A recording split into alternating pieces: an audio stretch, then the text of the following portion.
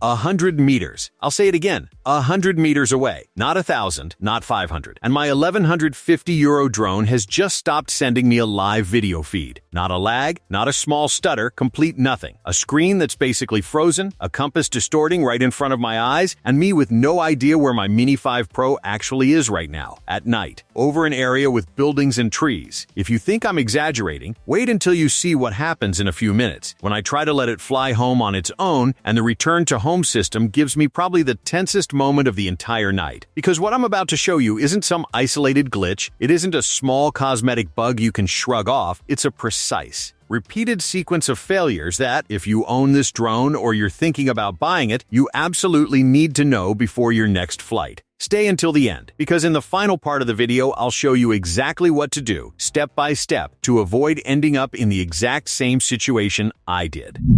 Setup A&D ground rules. Before I get into the actual tests, let me quickly walk you through the setup so every step in this video makes sense and you can judge my conclusions for yourselves. We're in the middle of the night, with minimal ambient light, which is exactly the scenario where a high-end drone needs to prove its real reliability, not the other way around. A drone that only performs well under perfect conditions, let's be honest, isn't a good drone. I've manually enabled the blinking green anti-collision lights, the ones required by regulation for night flights in certain contexts, and this legally allows me to operate at greater distances and altitudes than a standard daytime flight, since the aircraft stays visible to the naked eye up to roughly 600 meters, satisfying the visual separation the law requires. I'm using the standard remote controller included in the Fly More bundle, connected via an iPhone running the latest available software version, so we're talking about an ecosystem that historically, in my personal experience across several years and several DJI drones, has always been the more stable of the two available operating systems on the market. Keep that detail in mind, because it's going to become especially relevant later in the video, when I tell you what's changed with this specific update. Tonight's goal is simple to sum up, to find out with actual evidence and not just impressions, whether after this update the Mini 5 Pro is still the reliable drone we all know and appreciate.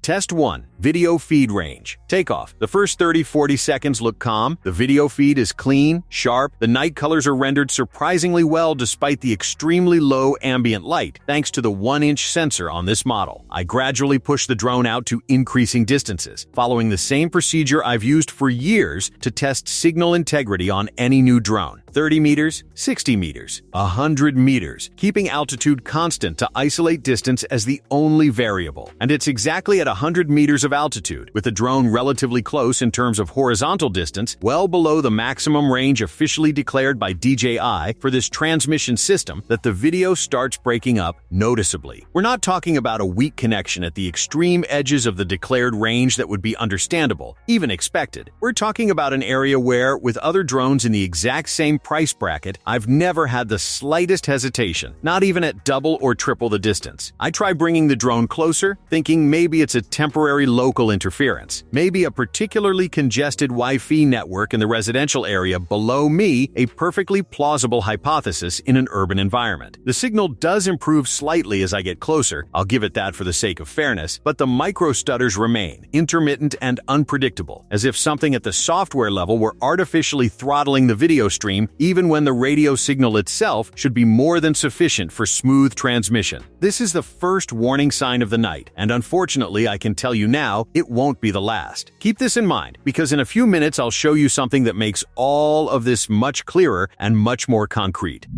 Test 2. The Rogue Widget. And here we get to the issue that honestly puzzled me more than any other tonight, so I'd ask you to pay close attention to this section. In the bottom left corner of the DJI Fly interface, where you'd normally manually choose between the map view, the compass, or the preview from the auxiliary obstacle avoidance cameras, something starts behaving completely on its own, with zero input from me. Without me touching anything on the screen, the panel switches on its own, showing me the black and white feed from the small wide-angle lens used for front obstacle avoidance. I close it manually, go back to the map view I'd originally selected, and within just a few seconds, literally 5 or 6 seconds, it reopens entirely on its own. I trigger a spotlight on a specific subject to test the night illumination at the same time, and right on cue, like clockwork. The panel switches view again on its own. At first I figure it's just a one-off, maybe an accidental brush of my thumb on the controller's touchscreen while moving the sticks, but I see it happen again and again, flight after flight, test after test, action after action. always in that exact same spot in the interface, with a regularity that pretty much rules out coincidence. It's a detail that might seem minor at first glance, I'll admit that freely, but on a drone also aimed at professional or otherwise advanced use, where every second of attention genuinely matters, an interface that makes visual decisions for you right while you're focused on a night flight hundreds of meters away isn't a minor detail at all. It's a real operational reliability problem, the kind that can distract you at exactly the wrong moment.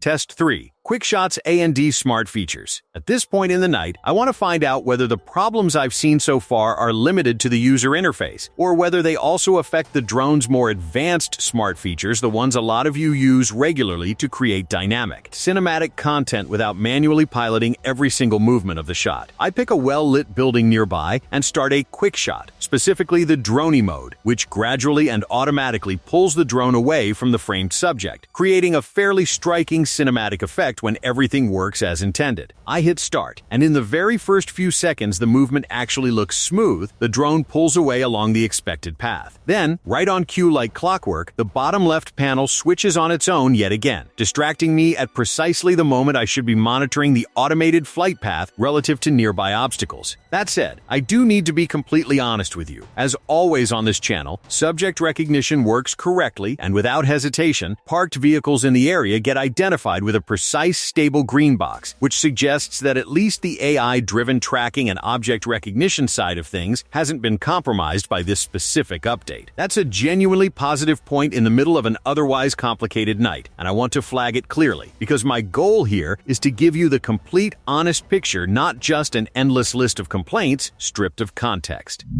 Test 4. Manual Controls. After 3 fairly rough tests, full of anomalies, I feel the need to check whether at least the basic functions, the ones most of you probably rely on for the vast majority of everyday flights, still work the way they're supposed to, without surprises. I try locking exposure with a simple long press on the screen, a function also available in video mode and not just in photo mode, something that, on other drones in the DJI lineup like the Neo 2, was inexplicably removed in a previous firmware version and only reintroduced later, apparently after community pushback. Here, on this Mini 5 Pro, it works, and thankfully it works quite well. I tap the screen, exposure locks in, and it stays perfectly stable even as I actively move the drone toward brighter or darker parts of the scene. I also snap a few test photos to check the nighttime image quality and detail, and again, the result is clean, sharp, detailed, fully in line with what you'd legitimately expect from a sensor at this quality and price point. So let's say it plainly, because intellectual honesty comes first, not everything about this update deserves to be thrown out. Absolutely not. The main problem doesn't seem to involve the camera hardware or the basic photo functions at all, but something considerably deeper, most likely tied to how data flows overall between the drone, the controller, and the smartphone app. Test 5. The Distorted Compass. And this is the moment that frankly made me realize with certainty that what I'd seen tonight wasn't just a subjective impression or a stroke of bad luck. Looking closely at the compass indicator in the app's main interface, I noticed something that, across several years of continuous flying with DJI drones at various price points, I had never seen before. The compass icon appears visibly distorted and warped, as if the app's graphics rendering engine were genuinely struggling to draw it correctly and in real time on the device's screen. I tried temporarily disabling the aircraft lights, thinking maybe this relatively recently introduced feature is interfering somehow with other graphical elements of the interface, perhaps overloading the system's graphics processing. Unfortunately, the problem persists identically even after disabling them. It's a relatively small signal, almost imperceptible visually unless you're actively looking for it, but it's also exactly the kind of detail that, in technical and engineering terms, often foreshadows more serious systemic problems with overall software stability. And sure enough, just a few minutes after this episode, the next test proves me right in a much more obvious and, frankly, much more consequential way. Test 6. The Return to Home Crisis. We've finally arrived at what I consider, without a doubt, the most important test of this whole long night of trials, and I really need you to pay close attention to this section, because it goes straight to your personal safety and the safety of your equipment. Before triggering the automatic return to home, I carefully check the altitude set for the RETH function, a safety check I always recommend doing before every single flight. No matter which drone model you fly regularly, a return altitude set too low, in an area with obstacles obstacles like buildings or trees, it can quickly turn into a very serious and expensive problem. So I set an appropriate safety value for the area, press the return to home command on the controller, and watch closely to see what happens. The drone automatically climbs to altitude as correctly required by the safety protocol, but right at the exact moment I should be able to clearly see its return path on screen. The video freezes almost completely, turning into what's basically a slideshow of static frames. We're at roughly 100 meters of horizontal distance, not thousands of meters, not half a kilometer, just 100 meters, and yet the video return feed becomes practically unusable for any practical purpose. I can barely believe it, I'll tell you honestly and without holding back. And that's exactly why I decide to consciously repeat the entire test a second time, because a single isolated episode could always just be an unlucky fluke, not something representative. So I trigger Worth again. Right on cue, the augmented reality display shows the planned return path on the map, a feature that, to its credit, is well designed conceptually and could be genuinely useful in a real emergency. But when I try manually moving the gimbal to reorient the camera view during the return, everything is completely unresponsive and locked up, as if the app were trying to process too much data at once and simply couldn't keep pace with real-time input anymore. Two separate attempts, two nearly identical malfunctions. At this point in the night, the conclusion becomes frankly hard to avoid or downplay in any way. Is it just my unit? Before jumping to firm, hasty conclusions, I want to be completely honest and methodical with you, because I understand that claims of this weight, published on a channel that's also followed by DJI's official technical support, as you know from earlier comments, carry real weight of their own. So I asked myself the most obvious, most important question of all. Is this a problem limited to my specific unit, maybe an isolated hardware defect, or is it more broadly tied to this particular firmware version? I carefully checked the state of the surrounding Wi-Fi environment, ruling out unusually heavy interference compared with previous flights in this exact same area, where I'd never run into similar issues with firmware versions prior to this specific update. I also verified that the controller was running the correct, most recent software version, that the smartphone had no background apps capable of competing for system resources, and I even fully restarted the entire ecosystem, both drone and app, midway through the test session. The main symptoms, specifically the unstable short-range video return and the interface widget switching views on its own, remained largely consistent and repeatable even after these thorough checks. To be scientifically honest, this doesn't definitively prove it's a universal issue affecting every unit in circulation, but it does significantly narrow down the range of alternative explanations, and I genuinely encourage you to leave a comment below if you've personally run into the exact same situation, because the more independent reports that come in from different sources, the harder it objectively becomes for the company to ignore the problem.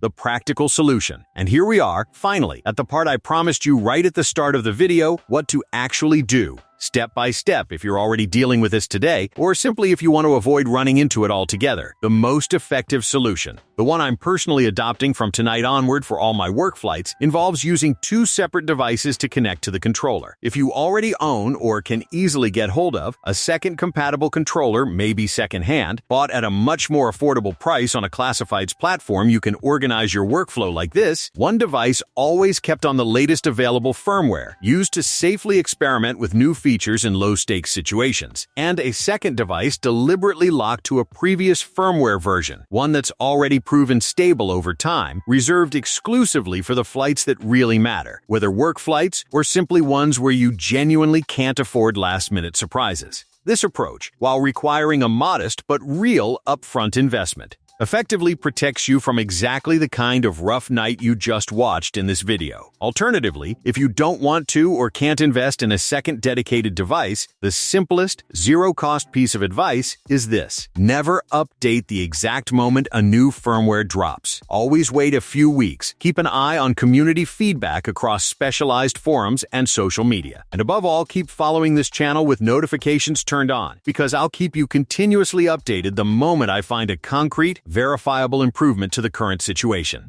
Message to DJI and to the community. If anyone from DJI's technical team is watching this video right now, and we know for a fact that someone does, the message I want to leave is simple, direct. And free of any unnecessary hostility, the Mini 5 Pro remains, objectively, an excellent drone, probably one of the best available in its weight and price category. But this specific update, in the exact configuration I personally tested tonight, has real stability issues that simply aren't compatible with the professional use so many of you rely on it for every single day out in the field. And to those of you watching this far into the video, my ask is very concrete and practical. If you've personally experienced the exact same thing described tonight, write it in the comments below, with precise details about your device model, the exact firmware version, and the approximate geographic area of the flight. The more detailed, well-documented reports come in from different, independent sources, the faster these issues get taken seriously and, hopefully, properly fixed. Never underestimate the real power of an organized, active community. I've personally seen corrective updates arrive in record time precisely because of collective, constructive pressure from users on official channels.